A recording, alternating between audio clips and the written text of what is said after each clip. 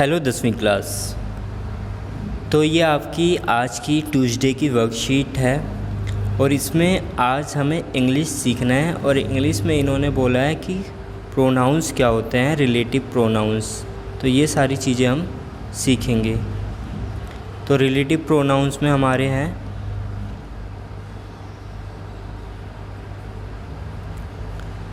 तो relative pronouns में हमारे पहले समझते हैं कि रिलेटिव प्रोनाउंस क्या क्या होते हैं। तो जैसे प्रोनाउन आपको पता होगा कि आई हो गया, यू हो गया, वी हो गया, ठीक है, ये सारे हमारे प्रोनाउंस होते हैं। तो जब हम सब्जेक्ट की जगह प्रोनाउंस यूज़ करते हैं तो वो हमारे सारे प्रोनाउंस हो जाते हैं। तो यहाँ पे कुछ रिलेटिव प्रोनाउंस हैं, जैसे हु हो गया, हुम, विच, वाई। तो ये रिलेटिव प्रोनाउंस हैं। When, where, whose, that. तो ये सारे हमारे क्या है, रिलेटिव प्रोनाउंस हैं। तो रिलेटिव प्रोनाउंस में पहले हम यहाँ पे देखते हैं हु का यूज़ किस लिए होता है। तो ये जब भी ना रिलेटेड टू पर्सन होगा, किसी पर्सन से रिलेट कर रहा होगा, तो हम यूज़ करते हैं रिलेटिव प्रोनाउन। कौन सा, हु वाला। उसके बाद है हुम। तो हुम किस लिए यूज़ होता है, ये भी रिलेटेड होता है पीपल से ही, ऑब्जेक्ट से, ठीक है। रिलेटेड टू पीपल और ऑब्जेक्ट दोनों आ सकते हैं। और यहाँ पे जैसे हु का एग्जांपल दे रखा है, the musician who wrote that song is French. तो यहाँ पे क्या बता रहा है, जिसने ये सॉन्ग लिखा हुआ है ना, वो क्या है, एक फ्रेंच है। उसके बाद हुम क्या होता है, रिलेटेड टू पीपल। जैसे यहाँ पे the man whom you meet on Saturday is coming to dinner. यानी जिस व्यक्ति से आप मिले थे सैटरडे को, मिले थे आप, वो सैटरडे को क्या आ रहा है, डिनर पे आ रहा है, ठीक है। उसके बाद हमारा आता है थर्ड रिलेटिव प्रोनाउन, जो कि हमारा क्या है, विच। तो विच में क्या है, रिलेटिव टू एनिमल और ऑब्जेक्ट, ठीक है। तो जब हम एनिमल से या किसी ऑब्जेक्ट से रिलेटेड होता है तो हम विच यूज़ करते हैं। जैसे this is cake which Mary made.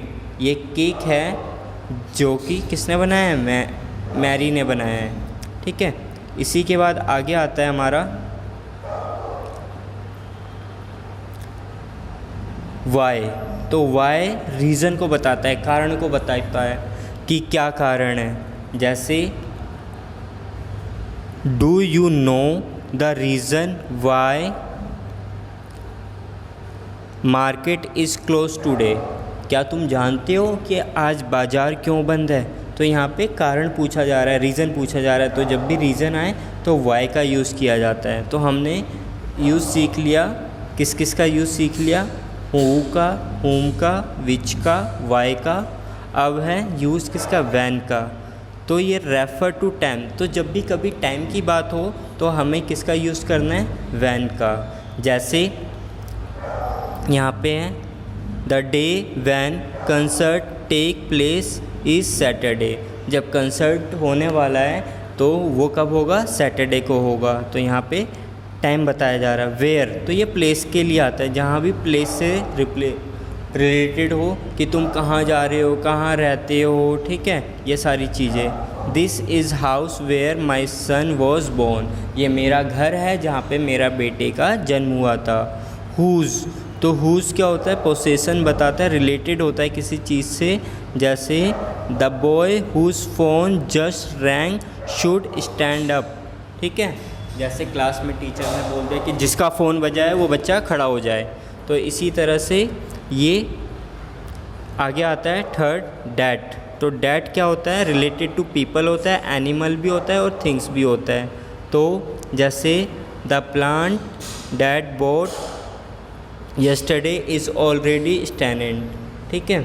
तो यहाँ पे हमने जो प्लांट ख़रीदा था उसके बारे में बताया जा रहा है। तो यहाँ पे थिंक आ गया।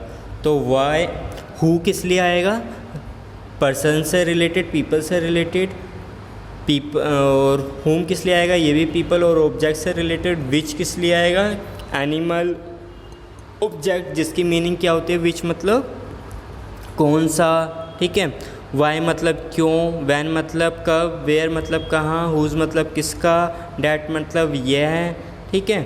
तो ये सारी चीज़ें हमने रिलेटिव प्रोनाउंस पढ़ी।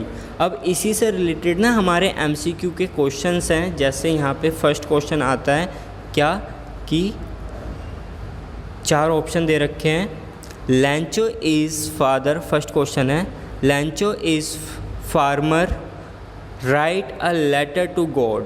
तो लैंचो वह व्यक्ति है जिसने लेटर लिखा था गॉड को, तो इसके लिए हमारा क्या आएगा, फर्स्ट ऑप्शन आएगा हु। लैंचो ही वह व्यक्ति है जिसने लेटर लिखा था किसको, गॉड को। Second, the farmer wrote the letter dash his crops were ruined. तो किसान ने कब लेटर लिखा था, जब उसकी फसल क्या हो गई थी, बर्बाद हो गई थी। तो यहाँ पे सेकंड के लिए क्या आएगा आंसर, व्हेन। सेकंड के लिए हमारा आंसर क्या है, व्हेन है, ठीक है। अब थर्ड पे आते हैं।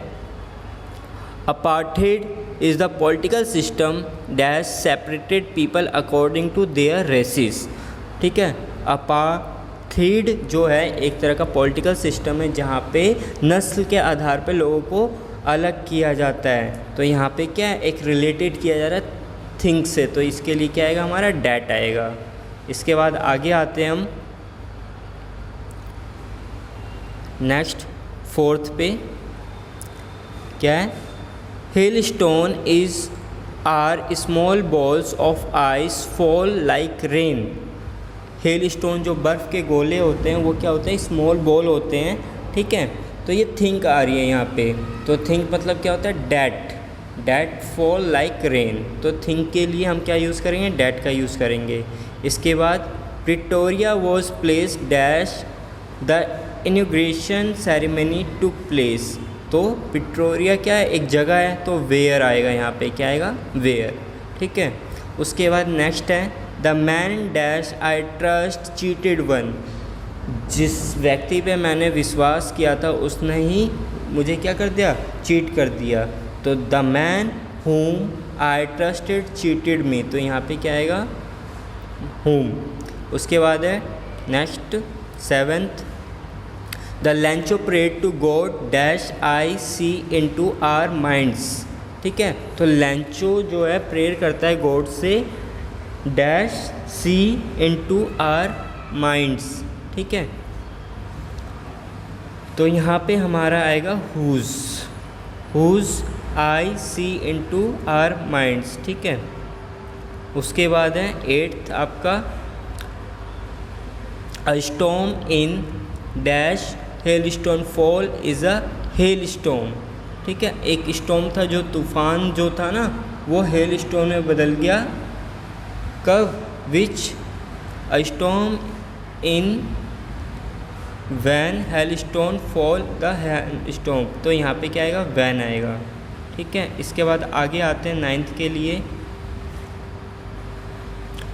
That was the reason लैंचो sad rain drop like a new coin, ठीक है। तो डैट वॉज द रीज़न, ठीक है, वही एक कारण था, that was the reason why लैंचो sad rain drop were like new coin.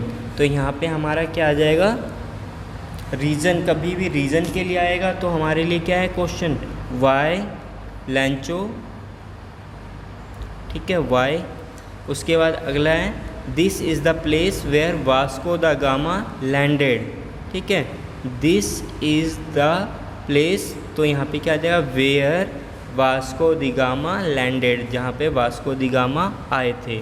तो ये सारे हमारा इंग्लिश की आज वर्कशीट हमने कंप्लीट कर ली। तो इसी को आपको करना था।